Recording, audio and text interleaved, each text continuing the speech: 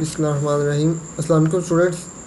Last time हम लोगों ने जो है 10th क्लास का यूनिट नंबर 2 डिस्कस कर लिया था। ठीक है, इसको पूरा स्टडी कर लिया था, इसके जितने रिलेटेड प्रोग्राम थे वो हमने कर लिए थे। आज जो है हम कुछ एक्सरसाइज के क्वेश्चंस करेंगे जो लास्ट लेक्चर में हम लोगों ने नहीं किए। ठीक है, अब ये जो क्वेश्चन नंबर 9 है जिसमें वो कहता है write a program that ask for the name, roll number, class, section and marks in different subjects of a student of class 10। यानी अगर आसान ज़बान में मैं कहूँ तो वो कहते हैं जी आप एक ऐसा प्रोग्राम लिखें जिसमें प्रोग्राम यूज़र से, यानी जो यूज़र डिमांड कर रहा है उससे क्या, उसका क्या पूछे, नेम, उसका रोल नंबर, उसका क्लास। ये जो हमारा क्वेश्चन नंबर 9 है जिसमें वो डिमांड कर रहा है, वो बेसिकली कह रहा है कि जी जो प्रोग्राम है ना वो यूज़र से क्या क्या पूछे। एक उसका नाम, उसका role number, class, section and marks and different subject. यानी 10th में आपको पता है डिफरेंट सब्जेक्ट्स होते हैं, Urdu, physics, math, English, Islamic, पाक स्टडी। तो उन सब के वो मार्क्स पूछे।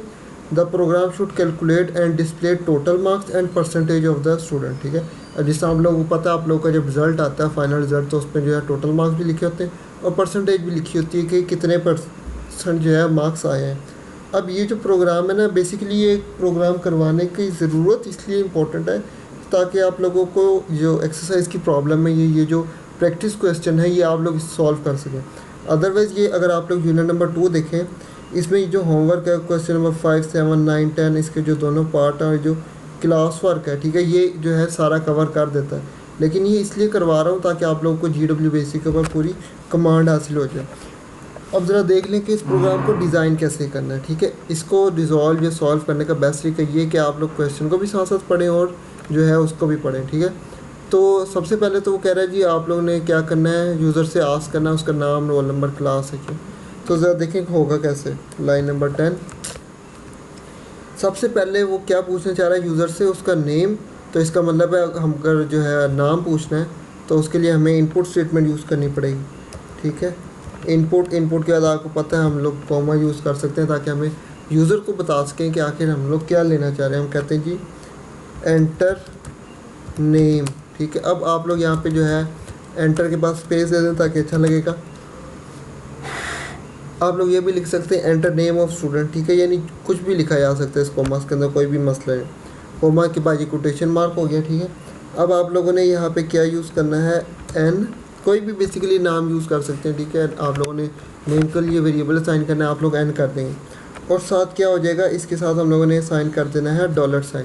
क्यों, क्योंकि यार लोगों को पता है एक सिंपल वेरिएबल नहीं है, ये हमारे पास दूसरा वाला वेरिएबल है। ठीक है, दूसरा वेरिएबल आप लोगों को याद होना चाहिए। ठीक है, यानी आपको पता है कि वेरिएबल की जो है वो 2 टाइप्स होती हैं। ठीक है, एक हमारे पास होता है सिंपल वाला, एक सेकंड में आप लोगों को बुक से देख के बता देता हूँ, मेरे जहन में भी नहीं है अभी, तो एक सेकंड।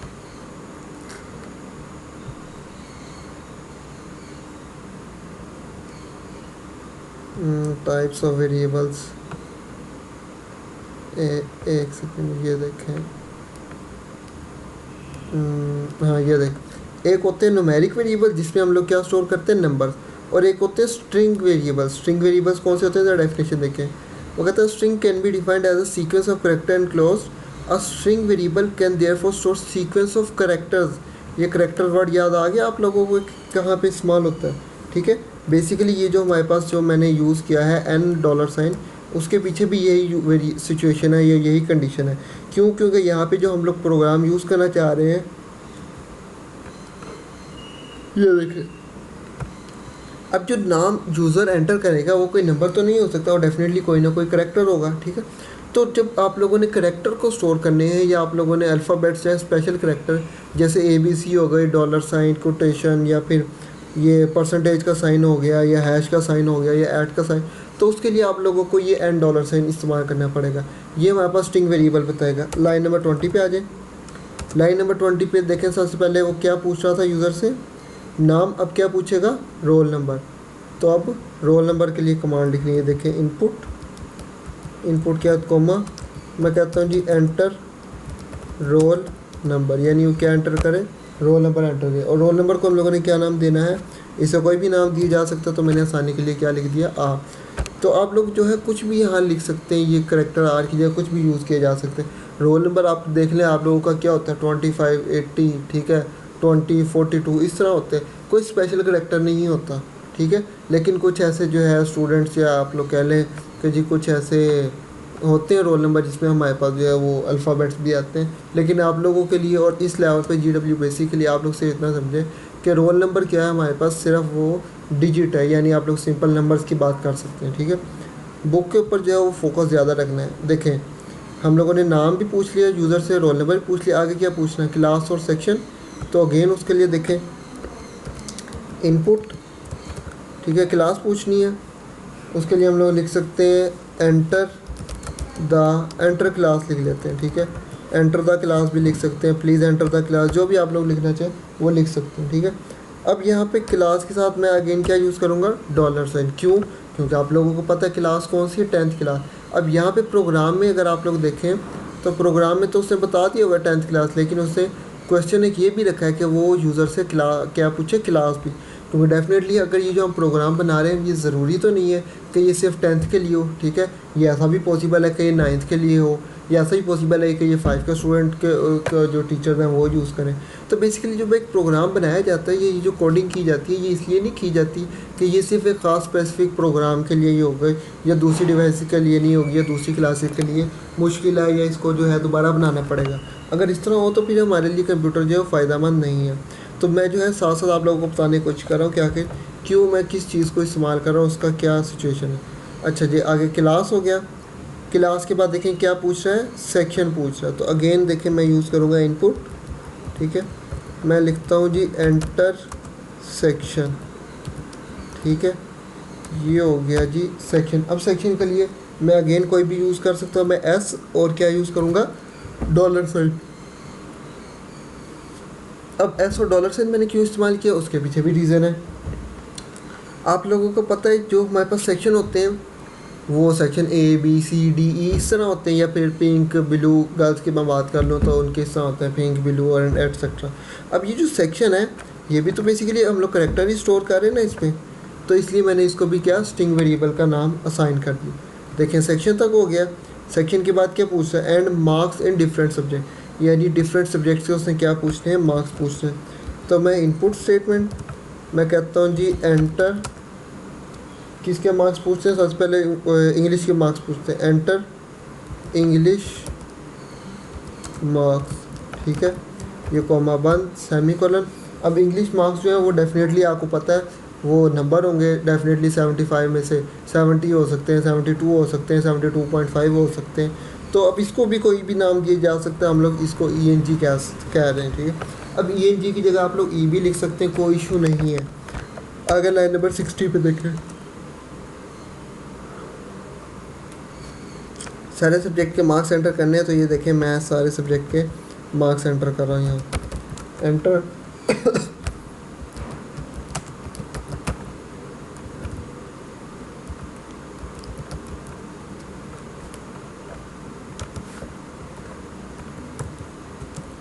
अब GW बेसिक में ना एक चीज़ ये भी है कि आप लोग जो है कॉपी पेस्ट नहीं कर सकते। अब ये देखें ना, मुझे यहाँ पे एंटर करने हैं यानी इतनी दफ़ा, तो अब ये ऐसा नहीं हो सकता कि जी मैं एक ही दफ़ा ऊपर से कॉपी कर लूँ और थोड़ी सी इसमें चेंजिंग कर लूँ, ठीक है। ये कुछ रीज़न्स है जिसकी वजह से आप लोग कह सकते हैं कि हम लोगों ने जो है GW बेसिक के ऊपर काम करना छोड़ दिया, ठीक है। ये आप लोगों का लास्ट बैच है, इसके बाद जो है वो ये GW बेसिक नहीं पढ़ेंगे। GW बेसिक से जो हायर जो आप लोग कह लें लैंग्वेज है, या जो इससे आगे फर्दर आती है, हम लोग उसको क्या करेंगे, स्टडी करेंगे। ये हो गया एंटर केमिस्ट्री मार्क्स, ठीक है। अब केमिस्ट्री के लिए मैं क्या यूज़ करूँगा, मैं CHM यूज़ कर लेता हूँ, ठीक है। अब आगे आ जाए। अच्छा, जब तक आप लाइन नंबर नहीं ना लिखेंगे उससे काम नहीं करना। आप लोगों को मैंने कहा था ऑटो कमांड भी आप लोग यूज़ कर सकते हैं, लेकिन जब हम लोगों ने यानी प्रोग्राम छोटा तो हम लोग यूज़ नहीं करते। अब एज इट इज़ चलें, देखें क्या होता है।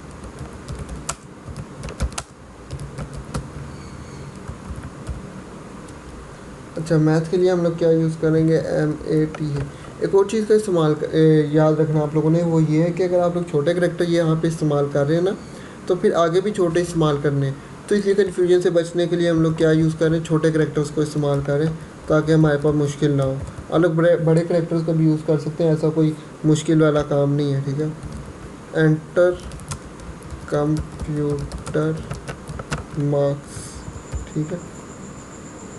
कंप्यूटर के लिए हम लोग COMP यूज़ कर लेते हैं, ठीक है।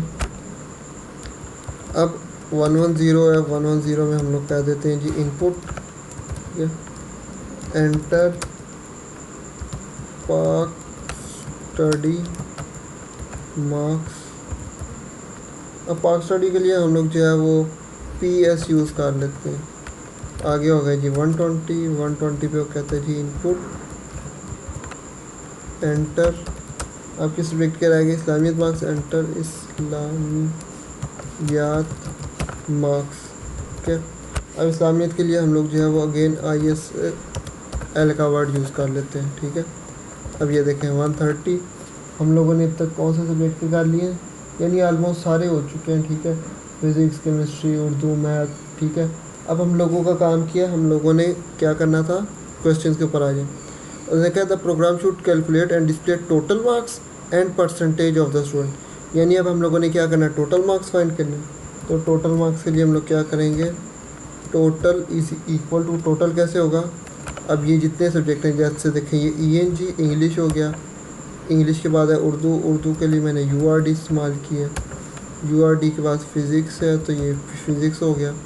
तो बेसिकली आप लोग इनको आगे पीछे भी लिख सकते हैं, कोई इतना हर्ज नहीं है। जैसे देखें मैंने अपनी मर्ज़ी से लिखा, फिज़िक्स के बाद मैंने लिख दिया केमिस्ट्री, तो केमिस्ट्री के लिए CHM यूज़ किया था, प्लस मैथ हो गया, मैथ के बाद COMP, कंप्यूटर हो गया, प्लस पाक स्टडी, प्लस ISL हो गया, ठीक है। तो ये हो गया हमारे पास टोटल। अब लाइन नंबर 40 पे आ जाए, टोटल तो हो गया, परसेंटेज निकालना था, ठीक है। अब परसेंटेज के लिए मैं लिख देता हूँ percentage is equal to, percentage कैसे निकलेगी, अब ये आप लोगों को पता है, total divided by 850 multiply by 100, ठीक है। अब यहाँ पे जो है ना एक चीज़ आप लोगों ने फोकस करने वाली है, वो ये है कि मैंने यहाँ पे 850 ही क्यों इस्तेमाल किया। हालांकि आप लोगों में से मोस्ट ऑफ द स्टूडेंट्स को ये पता होगा, क्या पता होगा कि जो आप लोग के मैट्रिक के मार्क्स होते हैं वो होते हैं 1100 में से, ठीक है। अब 1100 में से जो है आपको पता है 1100 के दो, यानी 9th के भी होते हैं और 10th के भी होते हैं। लेकिन यहाँ पे ना मैंने थोड़ा सा आप लोग कह लें कि जो है 2010 से पुराने जो स्टूडेंट्स हैं जिनका 9th का कंबाइन पेपर होता था, मैंने उनकी निकाली है। अगर मैं ये प्रोग्राम बनाता हूँ ना आज के जो करंट सिचुएशन है या जो करंट जो चल रहा है उसके अकॉर्डिंग, उसमें क्या होता है, फिर आपको पता है टोटल मार्क्स जो है वो 850 नहीं है, फिर मुझे 1100 में से जो है 5 कंप्यूटर वालों के 495 और जो है मेडिकल वालों के 505 उसको करने पड़ेंगे। लेकिन ये प्रोग्राम मैंने जो है स्पेसिफिकली कंप्यूटर के स्टूडेंट्स के लिए बनाया है और 9th-10th के जो पेपर जो स्टूडेंट्स कंबाइन दे रहे हैं उसके लिए। तो बेसिकली अगर आप लोगों ने इसको करंट सिचुएशन के लिए इस्तेमाल करना है तो आप लोग यहाँ पे जो है वो करंट जो 10th के मार्क्स होते हैं टोटल, आप लोग इसको इस्तेमाल कर सकते हैं और वो इस तरह परसेंटेज निकल आएगी। लेकिन बेसिकली ये जो प्रोग्राम बना रहे हैं ये हमारे पास पूरा जो आप लोग कह लें कि जिसमें कंबाइन पेपर होते हैं, कंबाइन रिजल्ट होता है उसके लिए, ठीक है। तो मैंने उसकी परसेंटेज निकाली है। आगे हमारे पास परसेंटेज हो जानी है। अच्छा जी, आगे हमारे पास आ जाएगा, हम लोगों ने इसके रिज़ल्ट लेना है, आउटपुट लेना है, ठीक है। तो वो देख लेते हैं। अच्छा जी, लाइन नंबर 150 पे आ जाए। प्रोग्राम की स्टेटमेंट जब तक आप लोगों को समझ ही ना आएगी आप लोग काम नहीं कर सकते। फिर पढ़ें, स्टेटमेंट में लिखा है the program should calculate and display total marks and percentage of the student, ठीक है। अब यहाँ पे उसने एक स्टूडेंट की बात की है, अगर तो हमारे पास वो एक से ज़्यादा स्टूडेंट की बात करता है तब भी हम उसको कर सकते हैं, यानी हम लोगों ने सिर्फ एक स्टूडेंट का क्या बताना, टोटल मार्क्स और परसेंटेज। अब आप लोगों को पता है जो हमारे पास आउटपुट के लिए इस्तेमाल होता है वो होता है प्रिंट, ठीक है। प्रिंट में कहता हूँ जी टोटल मार्क्स ऑफ स्टूडेंट, ठीक है। टोटल मार्क्स ऑफ स्टूडेंट कितने हैं, इसके आगे ये लग गया, टोटल मार्क्स हो गए जी STU स्टूडेंट, ठीक है। तो ये हो गया जी टोटल। अब आगे आ जाते हैं 160 पे, वो कहता है अगेन प्रिंट कर दो। प्रिंट क्या करना है भाईजान, प्रिंट करना है हमने परसेंटेज ऑफ स्टूडेंट ठीक है। और परसेंटेज के लिए मैंने आप लोग देखें क्या इस्तेमाल किया, परसेंटेज की टोटल परसेंटेज, ठीक है। अब यहाँ पे हो चुका है हमारा प्रोग्राम एंड, जिसमें उसने यूज़र से उसका नाम, रोल नंबर, क्लास, सेक्शन और सारे सब्जेक्ट पूछ लिए, टोटल मार्क्स भी पूछ लिए, परसेंटेज भी पूछ लिए, उसको कर दिए। अब बात आ जाती है इसको रन करने की। तो रन कैसे करना है, आप लोगों ने F2 से करना है, ठीक है। अब स्टूडेंट का नाम क्या है, मैं लेट सपोज स्टूडेंट का नाम यूज़ कर लेता हूँ, क्या है, हारून, ठीक है। अब रोल नंबर क्या है, डेफिनेटली उसका कोई ना कोई रोल नंबर होगा, मैं यूज़ कर लेता हूँ 17, ठीक है। आगे देखें क्लास है, तो क्लास आपको पता है कौन सी होगी, वो होगी 10th क्लास, ठीक है। तो ये हो गई जी 10th क्लास, ठीक है। आगे आ जाते हैं सेक्शन। तो सेक्शन लेटर सपोज मैं कह देता हूँ जी बी सेक्शन था। इंग्लिश में मार्क्स है, लेटर सपोज एग्जांपल ले लें कि 54 है। उर्दू में मार्क्स हैं जी, लेटर सपोज कर लें जी 63। फिज़िक्स के मार्क्स 60 में से होते हैं, तो आप लोग एग्जांपल ले लें 52। ये भी 60 में से होते हैं, ये हो गए 51। मैथ में 75 में से होते हैं, तो मैं इसके ले लेता हूँ जी 64। कंप्यूटर का 50 में से होता है, तो इसके एग्जांपल ले लें आप लोग कितने, 45 ले लें। पाक स्टडी के मार्क्स भी 50 में से होते हैं, ये भी 40 ले लें। इस्लामिक के भी 50 में से है, तो इसके एग्जांपल ले लेते हैं जी 41, ठीक है। तो कहते हैं जी total marks of the student कितने हैं, 410, और जो परसेंटेज ऑफ द स्टूडेंट है वो कितनी निकलेगी, 48.235 थी। अब यहाँ पे जो एक मिस्टेक की है ना, वो मैं आप लोगों को बता देता हूँ, ठीक है। मैंने आप लोगों से कहा था जो 850 हैं ये 9th-10th के कंबाइन आते हैं। तो जब 9th-10th के कंबाइन आते हैं, तो फिर जो मार्क्स है इंग्लिश के वो 75 नहीं 150 बन जाते हैं, उर्दू के भी 75 नहीं 150। फिज़िक्स के भी आपको पता है जब कंबाइन बनेंगे तो प्रैक्टिकली बन जाएगा। तो वहाँ पर ये सारे जो मार्क्स मैंने आप लोगों को बताए, basically single condition, single situation के हिसाब से बनाए, ठीक है। तो आप लोग बहुत इजीली इसमें देख सकते हैं, आप लोगों ने सिर्फ यहाँ पे 850 की जगह अपनी जो करंट 10th के मार्क्स हैं जस्ट उसको एंटर करना है, और आप लोग इजीली यहाँ से जो है इसको सॉल्व कर सकते हैं, ठीक है। तो ये आप लोगों के सामने जो है आप लोगों का एक जो पार्ट नंबर 9th था वो मैंने करके दिखा दिया, ठीक है। मैं उम्मीद करता हूँ कि इसमें अब किसी को कोई भी इशू नहीं होगा। अब जो क्वेश्चन नंबर पार्ट नंबर 10 था, ज़रा उसके ऊपर आ जाए, ठीक है। आज के लेक्चर में हम लोगों ने इसी का परिकाम करना है। तो ये देखें, ये CLS, ठीक है। CLS का देख लीजिएगा, क्योंकि लास्ट में हम लोगों ने पढ़ा था। ये देखें, ये मैं इसको क्या करता हूँ, एंटर, और ये एग्जीक्यूट हो गया, ठीक है। अब अगला जो प्रोग्राम है, जो स्टेटमेंट है, उसके ऊपर आ गया, लिखा है write a program to calculate the distance covered by a car moving at an average speed of v। यानी एक गाड़ी जिसकी एवरेज स्पीड क्या है, v, ठीक है। आप लोग फिज़िक्स में देखते हैं कि अगर एक गाड़ी जो है वो 25 मीटर पर सेकेंड की स्पीड से मूव कर रही है और टाइम जो है 10 सेकेंड है, तो आप लोग उसको जो है स्पीड और टाइम जो है, then the program should input average speed and time, ठीक है। तो आप लोगों ने उसकी स्पीड फाइंड करनी। बेसिकली इसमें वो कह रहा है जी, एक जो है ना, एक प्रोग्राम आपने लिखना है जिसमें एक गाड़ी है जो कि जिसकी स्पीड क्या है, v है, और उसको टाइम कितना रिक्वायर्ड है, वो t टाइम से मूव कर रही है। The program should input average speed and time, और वो क्या इनपुट करे, जो प्रोग्राम है ना, बेसिकली वो हमें स्पीड कैलकुलेट करके बताए, ठीक है। आगे लिखा है जी, you have developed the algorithm for the program in the previous, ठीक है। तो अभी हम ज़रा देख लें कि इसके ऊपर काम कैसे करना है। ये देखें, अब इसको ऑटो भी यूज़ कर सकते हैं 10, ठीक है। प्रोग्राम में उसने कहा था स्पीड फाइंड करनी है, तो उसके लिए हम लोग एग्जांपल यूज़ करेंगे इनपुट, मैं कहता हूँ जी एंटर द एवरेज वेलोसिटी, ठीक है। आप लोगों ने क्या पुट करना है, एवरेज वेलोसिटी को पुट करना है। अब एवरेज वेलोसिटी के लिए सिंबल कौन सा इस्तेमाल होता है, वी। आप लोग कोई भी इस्तेमाल कर सकते हैं, यहाँ पे कोई इतना इशू नहीं है। इनपुट, ठीक है, एंटर द टोटल, ठीक है, टोटल टाइम, ठीक है। यानी उसे कितना टाइम रिक्वायर्ड या ज़रूरत लगी है एक जगह से दूसरी जगह तक, या उसे कितना टाइम रिक्वायर्ड लगा। थर्ड नंबर पे हमारे पास जो फार्मूला होता है डिस्टेंस का, वो होता है S = V multiply by T।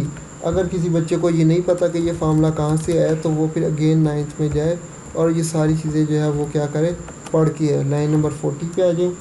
40 पे अब हम लोगों ने प्रिंट करना है। प्रिंट क्या करना है, डिस्टेंस को। अब हम लोग यहाँ पे लिख लेते हैं distance covered is equal to, ठीक है, ये हो गया सेमीकोलन और ये लग गया S। अब हम लोगों ने क्या करना है, इस प्रोग्राम को एग्जीक्यूट करना है, रन करना है। वो कैसे करेंगे, ये देखें F2 को। मैं कहता हूँ जी लेट अस सपोज उसकी एवरेज वेलोसिटी थी 5 मीटर पर सेकंड, टोटल टाइम उसको लगा 2 मिनट। तो ये देखें मल्टीप्लाई करके सही आंसर आ गया, ठीक है। अब यहाँ पे ये देखें ये लिखा हुआ है ना एंटर इंग्लिश मार्क्स, क्यों लिखा हुआ है? क्योंकि अगर आप लोगों को याद हो तो इससे पीछे जो हम लोगों ने प्रोग्राम लिखा था, अब इसने जो हमारा GW बेसिक है बेसिकली इसने इस प्रोग्राम को एग्जीक्यूट किया, उसके बाद वो अगेंस्ट वो शुरू वाले वे आ गया, ठीक है। यही वजह है कि GW बेसिक को हम लोग इस्तेमाल नहीं करते। उसकी रीज़न ये कि एक तो इसमें आप लोग एडिट नहीं कर सकते, यानी एक दफ़ा लिख लिया तो उसके बाद इसमें एडिट चेंजिंग नहीं कर सकते, यानी अगर मैं इस लाइन को चेंज करना चाहता हूँ तो वो नहीं हो सकते, ये चेंजिंग नहीं हो सकती। और जो दूसरी बहुत बड़ी हमारे पास इशू है वो ये है कि आप लोगों के पास, आप लोग लेटेस्ट अगर काम कर रहे हैं तो पिछला वाला प्रोग्राम भी साथ साथ एग्जीक्यूट होगा। तो इसलिए हम लोगों के पास जो बेस्ट तरीका होता है वो होता है CLS, ताकि हम लोग जो है वो काम कर सकें। इसको जो है हम लोग अगेन ये देखें, बस ये हो गया CLS और ये काम ख़त्म। तो यानी एक बहुत छोटा सा प्रोग्राम था, मैंने इसका ये वाला पार्ट भी कर दिया, ये भी कर दिया, ठीक है। लास्ट में आप लोग को वॉल्यूम भी कैलकुलेट करके दिखाया था। अब ये जो क्वेश्चन नंबर 12 है ना, ज़रा इसके ऊपर भी देख लेते हैं, ठीक है। क्वेश्चन नंबर 12 में कहता है write a program to compute, इसमें हम लोगों ने क्या करना था, स्केयर फाइंड करना था। तो ये देखें ये हो गया 10, हम लोग अपनी मर्ज़ी से कोई सा भी नंबर ले सकते हैं, ठीक है। तो मैं लेट अस सपोज एग्जांपल ले लेता हूँ, इनपुट, ठीक है। इनपुट में मैं कहता हूँ जी एंटर नंबर, कौन सा नंबर एंटर करना, कोई भी नंबर एंटर करना, उसको n नाम दे दो। लाइन नंबर 20 पे, ठीक है, लाइन नंबर 20 पे क्या है जी, स्केयर, या आप लोग स्केयर भी लिख सकते हैं, मैं लिख देता हूँ square is equal to, square कैसे होता है, आप लोगों ने ना इसको कर देना है n की पावर 2, ठीक है। लास्ट में आप लोगों को पता है हम लोगों ने वो, एक सेकेंड ये कहाँ चला गया, ये रहा, ठीक है। लास्ट में हम लोगों ने मल्टीप्लाई वाला इस्तेमाल किया था, लेकिन जो है GW बेसिक ने उसको एक्सेप्ट नहीं किया। तो इसलिए भी हमारे लिए अच्छा यही है कि हम लोग जो बेसिकली ये समझ रहा है तो हम इसको इस्तेमाल करें। तो वो कहता है जी द स्केयर विल बी, ये हो गया बंद, और यहाँ हो गया स्केयर। अब हम लोगों ने क्या करना है, इस प्रोग्राम को रन करना है। ये देखें मैंने F2 प्रेस किया, नंबर किया, मैं कहता हूँ लेट अस सपोज नंबर 8 है। ये देखें तो जो हमारे पास square will be 64, distance covered is equal to 0, इसको आप लोग छोड़ दें। तो यहाँ पे हमारा जो प्रोग्राम है वो क्या हुआ, दी एंड हो गया, ठीक है। अब जो है वो 13 पे है, वो कहता है write a program to calculate and print the sum and average of 3 number, ठीक है। आप लोगों ने लेट को इस्तेमाल करते हुए वो सारा काम करना है, ठीक है। बस अब इन दोनों प्रोग्राम में फ़र्क क्या है वो, चले आज ये भी आप लोगों को मैं करवा ही देता हूँ, क्या याद रखेंगे आप लोग भी। ये देखें एक दफ़ा ना इसको बंद करके दोबारा चला लेते हैं, ताकि हमारे लिए जो है वो पिछला प्रोग्राम ना हो। ये बड़ा जो है GW बेसिक की एक बहुत ही बुरी आप लोग कह लें कि वर्किंग है, जिसको हम लोग यूज़ कर रहे हैं। अच्छा जी 23 पे है, आप लोगों ने क्या करना है, 3 नंबर्स का सम भी फाइंड करना है और एवरेज भी फाइंड करना है बाय यूजिंग लेट स्टेटमेंट। ये हो गया जी ऑटो, अब हम ऑटो यूज़ करेंगे, ठीक है। 3 नंबर इस्तेमाल करने। अब फ़र्ज़ कंडीशन ये थी 3 नंबर आप लोगों ने इस्तेमाल करने बाय यूजिंग लेट स्टेटमेंट। तो लेट को कैसे इस्तेमाल करना है, आप लोगों ने कह देना है let A is equal to 2, ठीक है, यानी अपनी मर्ज़ी से ए को आप लोग कोई भी वैल्यू साइन कर सकते हैं। इसके दरमियान में मैंने स्पेस दी है, आप लोग स्पेस दे देंगे तो ओके है, नहीं भी देंगे तो भी काम चल जाएगा, ठीक है। 3 नंबर कहे थे, मैंने ABC इस्तेमाल कर रहा हूँ, आप यहाँ पे कोई भी इस्तेमाल कर सकते हैं। लेट बी कर लेते हैं जी 3 है। 30 पे हम लोग कह देते हैं let C is equal to, हमारे पास क्या 4 है।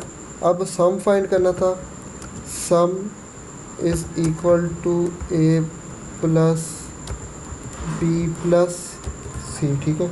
ये हो गया हमारे पास सम।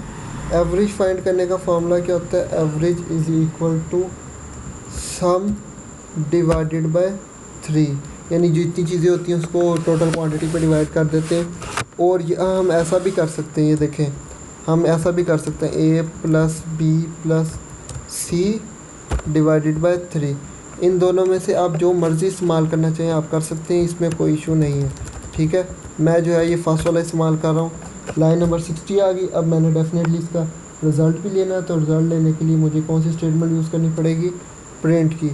तो मैं लिखूँगा print sum is equal to, ये हो गया बंद, और यहाँ पे मैंने सम को क्या नाम दिया हुआ है, ये जो सम का नाम दिया था वो यहाँ 60। अगेन यही print average is equal to, ठीक है, ये हो गया जी एवरेज। एवरेज के लिए मैंने सिंबल कौन सा इस्तेमाल किया है, AVG, ठीक है। अब यहाँ पे मैंने प्रोग्राम को क्या कर दिया है, एंड। अब मैंने प्रोग्राम को क्या करना है, एग्जीक्यूट करना है, रन करना है। वो कैसा होगा, F2 से, ये 1 सेकेंड, अब ये देखिए 1 सेकेंड बस, ये देखें सम उसने करके दिखा दिया, वो क्या है 9। ये देखें 4 + 3 7, 7 + 2 9। और एवरेज क्या होता है, यानी एवरेज का आपको फार्मूला लिखा है, सम को 9 पे डिवाइड कर देना। तो सम को जो है वो उस पर डिवाइड किया तो वो क्या आंसर आ गया 3। आगे यहाँ पे लिखा है सिंटैक्स एरर इन 80। उसकी रीज़न ये है कि एंड के साथ मैंने रन वो जो है डायरेक्टली ऊपर ही यूज़ कर लिया था, एक्चुअली मुझे नीचे यूज़ करना था। तो इसको आप लोग इग्नोर करें, यहाँ पे रन नहीं आना था, ठीक है। तो ये आप लोगों के पास जो है यूनिट नंबर 2 का आज का जो है वो लेक्चर कंप्लीट हो गया, ठीक है। इसके अलावा अगर आप लोगों को यूनिट नंबर 2 में कोई इशू है या कोई प्रोग्राम नहीं समझ आ रहा, तो आप लोगों के सामने मैंने इतने सारे प्रोग्राम रन करके दिखा दिए हैं, ठीक है। आप लोगों की सारी एक्सरसाइज को मैंने सॉल्व करके दिखा दी खुद GW बेसिक पे, ठीक है। कोई भी ये करके नहीं दिखाता। अब इसके बाद भी अगर किसी को कोई इशू है तो वो बराए मेहरबानी जो है मुझसे कॉन्टेक्ट कर ले, मैसेज कर दे, ताकि जो है वो उसका आंसर किया जा सके। इंशाल्लाह आप लोगों से अगले लेक्चर में मुलाकात होती है। अपना ध्यान रखिएगा। खुदा हाफिज़।